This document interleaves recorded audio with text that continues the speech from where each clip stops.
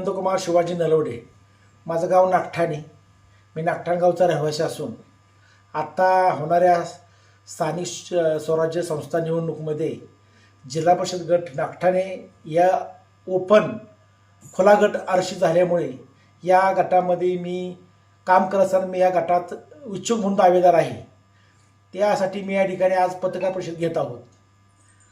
आदरणीय भाऊसाहेब महाराज यांच्या राजघराणं जे असते, आमच्या सातारा जिल्ह्याचं राजघराणं, आदरणीय घराणेशाहीचा आम्ही आदर करून या राजघराण्याशी आमचं पहिल्यापासून एक वेगळं नातं आहे. आदरणीय याच्या पाठीमागं कैलासवासी भाऊसाहेब महाराज असतील, ह्यांनी ह्या तळागाळात ह्या गावाचा, गटाचा, ह्या भागातील परिसराचा एक ठिकाणी मोठा विकासाचा महामेरू या ठिकाणी असलेला आहे. त्यांच्या माध्यमातून आज या सेंद्रिय कारखान्यावरून मोठं कारखाना शेतकऱ्याच्या हितासाठी त्यांनी उभारला. सहकारामध्ये सोसायटी स्थापन करून जाळी तयार केले. अशा अनेक संस्था भाऊसाहेब महाराज स्थापन केल्या. त्यांच्या जाण्यातून नंतर आदरणीय खासदार उदयनराजे भोसले यांच्याशी आमचा संपर्क आला राजघराण्याशी. त्यांच्या माध्यमातून मी अनेक वर्ष काम केलं. महाराज महसूल मंत्री असताना त्या ठिकाणी मी त्या 95-97 साली मला तालुक्याचं भारतीय जनता पार्टीचं अध्यक्षपदसुद्धा मला या ठिकाणी महाराजांच्या माध्यमातून भारतीय जनता पार्टीचं मिळालं. त्या माध्यमातून मी पक्ष वाढवायचं काम केलं. महाराजांच्या आदेशाखाली त्यावेळेला आम्ही काम करत राहिलो. त्यानंतरच्या काळात शिवेंद्रराजे भोसले यांचे सगळे संपर्क आला. राजकारणात दोन्ही घराण्यांशी आमचा पहिल्यापासून जिव्हाळ्याचा संबंध. त्यामुळं दोन्ही घराण्यांविषयी आम्ही कधी कुठली विषय आमच्या मनात कुठलंही क्लश तयार नसतं, कारण हे दोन्ही घराणे एकच आहे. आज या ठिकाणी त्यांचं मनमिलन झालेलं आहे. मनमिलन झालं तर आम्ही अतिशय आनंदी आहे, कारण आम्हाला बी ही दोन्ही राजे एकत्रच पाहिजेत. ह्या ह्यानं आम्ही या ठिकाणी चालत आहोत. या काळात करत असताना आदरणीय भीमराव घोरपडे दादा यांचे स्वग राजकीय ह्या गटाला, ह्या गावाला, ह्या तालुक्याला वारसा आहे. दादांनी बी या ठिकाणी त्यांच्या माध्यमातून अनेक चांगली कामे केली आहेत. त्यांच्या माध्यमातून आम्ही त्या काळी दादांच्यावर राहिलेलो आहे. दादांनी या ठिकाणी आदरणीय उदयनराजे भोसले यांच्या विचारात असून त्यावेळेस सातारा विकास आघाडी स्थापन केली. त्यावेळेस सुद्धा आमचे बापूसाहेब गोरे कैलासवासी ह्या यांच्या माध्यमातून आम्ही बॉटल धरून या ठिकाणी ह्या गावचं राजकारण मी लहान युवक असताना त्यांच्यावर केलेलं आहे. ते करत असताना आज कैलास बापूसाहेब गोरे हयात नाहीत, पण त्यांचा एक वारसा म्हणून आम्ही या ठिकाणी गावचा चालवायचा हा प्रयत्न आम्ही करतो. माझ्याबरोबर आज नागठाण गावचे साळुंके, आमचे हरिभाऊ साळुंके असतील, धनाजी साळुंके असतील, एक चंद्रकांत भोसले आहेत, असे अनेक आज माझे एक संघमित्र मंडळ असेल, हनुमान मंडळ असेल, अनेक मंडळ माझ्या कामाशी परिसरातलेली असेल, पाडे असेल, सासपडे असेल, कोपाडे, सगळ्या गावातील या गटामध्ये माझा व्यवसायानिमित्त, कामानिमित्त अनेक काही संबंध चांगले आहेत. आणि ते ह्या गटात काम करण्याची मला संधी मिळावी ह्यासाठी मी नेहमी ह्याचे प्रयत्न करत आहे. आणि ह्या गटाची संधी करण्याची मला इच्छा आहे. आणि त्या ठिकाणी आदरणीय आमचे भीमरावदादा घोरपडे यांचा वारसा घेऊन जे आज मनोजदादा घोरपडे या ठिकाणी आमदार म्हणून काम करतात, एक अतिशय साध्या घरातील एक उत्कृष्ट नेतृत्व आम्हाला त्या ठिकाणी लाभलं. आणि त्यांच्या माध्यमातून आदरणीय खासदार उदयनराजेंच्या माध्यमातून, शिवेंद्रराजेंच्या माध्यमातून एक इथं ह्या गावाचा, ह्या गटाचा विकासाचा चेहरा बदलायचं काम आम्ही या ठिकाणी नक्की करू. आणि मनोजदादांनी जे आज वसा घेतलेला आहे आमदार झाल्यानंतर, जी आज कालच परवा आम्ही ज्या वेळेला गणेशवाडी या ठिकाणी जनशक्ती योजना गावाला आज त्या ठिकाणी कुसळ, आजपर्यंत आम्ही त्या गणपती मंदिरात चालतो तेव्हा तिथे कुसळच बघितलेत. पण आज दादांनी 25 कोटी रुपये करून लिफ्ट सिंचन योजना त्या उरमोडीचं आज आले. आज उरमोडीचे आमच्या गावातील पुनर्वसन आज या तालुक्यात आष्टी असेल, जांभळे असेल, समर्थ गाव असेल, असे पुनर्वसन नाही. त्या लोकांनी त्या ठिकाणी त्याग केल्यामुळे धरण झालं. धरण झाल्यामुळे पाणी आलं आणि पाण्यामुळे आज या ठिकाणी हा परिसर स्वच्छ होते. त्या लोकांचा बी यात सहभाग आहे. आणि आमच्या लोकांच्या बी जमीन त्यांना गेल्या. मी कुठेतरी एकत्र येऊन या ठिकाणी एकामेकाचा करून आज खऱ्या अर्थानं 10 एकरापेक्षा 5 एकर असावी, पण ती पाण्याखाली असावी. त्यातनं माझा शेतकरी फलित होईल, शेतकऱ्याचं उत्पन्न वाढेल. आज शेतकऱ्याला दुसरा मार्ग एक म्हणलं तर ऊस क्षेत्रच जास्त आहे आमच्याकडे. या ठिकाणी आलं शेती पिकती. या आल्याचं एक महाराष्ट्रामध्ये, देशामध्ये ह्या सातारा जिल्ह्याचं नाव आहे. आणि त्या आल्यासाठी काय करता येईल, आल्याचं उत्पन्नाचे रेट कसे वाढतील आणि शेतकऱ्याला माझ्या कसा भाव मिळेल ह्यासाठी सुद्धा माझा प्रयत्न असणार आहे. आदरणीय या ठिकाणी खासदार उदयनराजे असतील, शिवेंद्रराजे असतील, आज आमदार आहेत. आज बांधकाम मंत्री असताना शिवेंद्रराजे इतकं सुंदर काम करत असतात.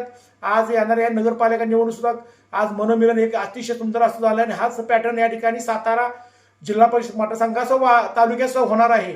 आणि ते म्हणतील त्या उमेदवाराला आम्ही त्या ठिकाणी काम करून, मी आज दावेदार असलो तरी मला त्यांनी माझी उमेदवारीचा नक्कीच विचार करावा.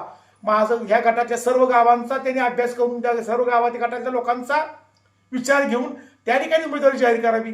कुठल्या एखाद्या कार्यकर्त्यावर अन्याय होऊ नये. खरंच एखादा कार्यकर्ता एखादी चांगलं काम करत असेल आणि त्याला कुठं डावलण्यात येत आहे असं होऊ नये.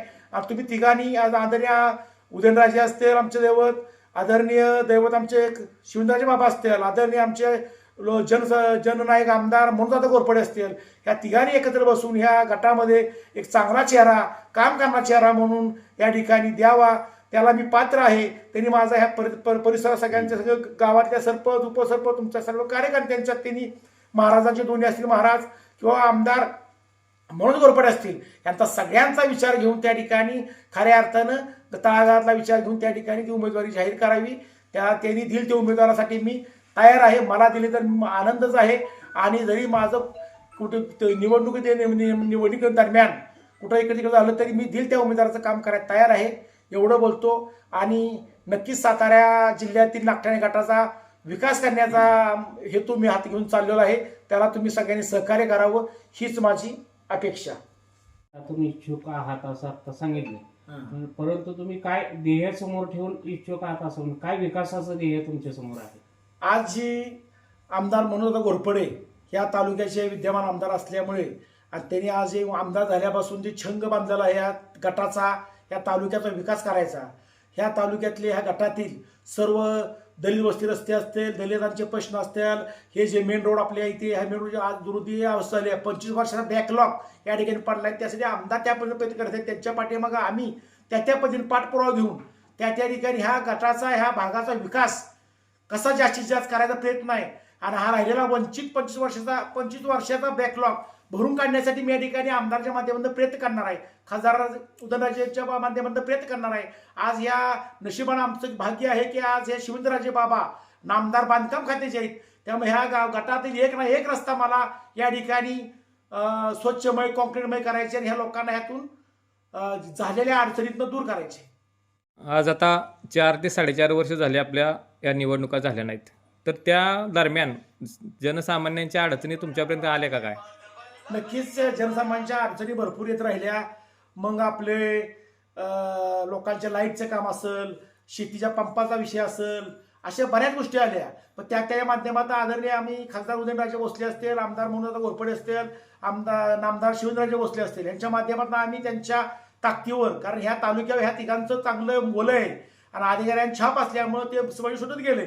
पण नक्कीच आम्हाला सुरुवातीच्या काळात ज्यावेळेला विधानसभा निवडणूक होत त्यावेळेला पदाधिकारी काही नव्हते, पण त्यावेळेला आम्हाला अडचणी होत गेल्या. पण ज्यावेळेला मनोजदादा आमदार झाले, शिवेंद्रबाबांना आमदार झाले आणि खासदार आमचे उदयनराजे झाल्यानंतर आम्हाला हवेचा असो आमचा मोठा प्रश्न होता की यांनी एकच बोगदा होता पैर जायला. तर आम्ही त्या ठिकाणी आमदार म्हणून पाठीमागं लागून, खासदारांच्या पाठीमागं लागून गडकरी साहेबांच्याकडून 102 टनेल आम्ही त्या ठिकाणी करून आज पारदर्शक पूल करण्याचा प्रयत्न केला. ह्याचं श्रेय सगळं माननीय आमदार मनोजदादा भोसले आणि खासदार उदयनराजे भोसले शिवेंद्रबाबा यांच्या माध्यमातून या ठिकाणी आज होतंय. आणि आज येणाऱ्या सर्व संख्यांका झडपीचा असेल त्या ठिकाणी झडपीच्या माध्यमातून आम्ही शेतकऱ्यांना भरपूर अडचणी आल्या. ज्या शेतकऱ्यांना सुविधा मिळत होत्या त्या मिळत नाही गेल्या. अधिकारी त्या ठिकाणी गांभीर्याने घेतल्या नसल्यामुळे, लोकही नसल्यामुळे तिथं भासलंय. पण नक्कीच आम्ही तिथं शेतकऱ्यांना हिताचा प्रश्न मिटवायचा प्रयत्न केला. आज आमच्या ठिकाणी शेती पंपासाठी संध्याकाळची लाईट आहे, शेतकऱ्याला माझा त्रास आहे. त्यासाठी आता आमदार मनोजदादांच्या खासदारांच्या माध्यमातून बाबांच्या माध्यमातून आम्ही दिवसाची लाईट या आज या काय ठिकाणी होत आहे, काय ठिकाणी राहिले ते बी आम्ही संपूर्ण निपटारा पाडण्याचा प्रयत्न करत आहोत. आज तुम्ही सर्वसामान्य लोकांच्या 2-3 महिने झालं तुमची सगळीकडे चर्चा आहे, तुमच्या नावाची सगळ्या गोष्टी तुम्ही करताय मतदारसंघामध्ये. हे करत असताना तुम्हाला आज तुम्ही गावोगावी भेटी घेतल्यात का लोकांचे? काय लोकांची प्रतिक्रिया येतात त्याच्या माध्यमातून? नक्कीच मी ज्या वेळेला जिल्हा परिषदचं आरक्षण पडलं त्याच्या आधीगर बी माझ्या गटावर नेहमी लक्ष असतं. कारण आमचं बाजाराचं या गटातील नागठाणे हे मोठं गाव असल्यामुळं अनेक लोकांशी प्रत्येक गावाच्या माझा संपर्क आहे. व्यवसायाच्या माध्यमात असेल, ह्या राजकीय दृष्टिकोन असेल, लोकांचे अनेक प्रश्न आहेत. त्या प्रश्न माध्यमातून भेटत गेलेलो आहे. लोकांनी त्याच्या वेळेला मागणी केलेली आहे. आणि अनेक लोक नाना तुमच्यासारखा उमेदवार त्या ठिकाणी पाहिजे, कारण तुम्ही आमदारांच्या पाठीमागं त्या ठिकाणी खासदारांच्या पाठीमागं बाबांच्या पाठीमागं तुम्ही त्या ताकदीनं काम करता, त्यासारखंच नेतो त्या ठिकाणी पाहिजे असं मी गावोगावी जेव्हा भेटलो त्या लोक त्या पद्धतीने त्या चर्चा करतात.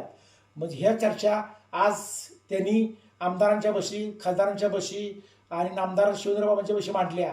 तर नक्कीच त्या अर्थानं जर माझे प्रश्न जी सुटवाई ताकद आहे ती त्यांना कळालेली आहे, ती ताकद तुम्ही नामदारांच्या बशी सांगितली, नक्कीच त्याचा विचार करून मला त्या ठिकाणी तुमच्या माध्यमातून संधी मिळेल असा तुम्ही सगळ्यांनी प्रयत्न करावा, असा मी त्या लोकांशी संपर्क साधून त्या ठिकाणी भेटीगाठी चालू आहेत.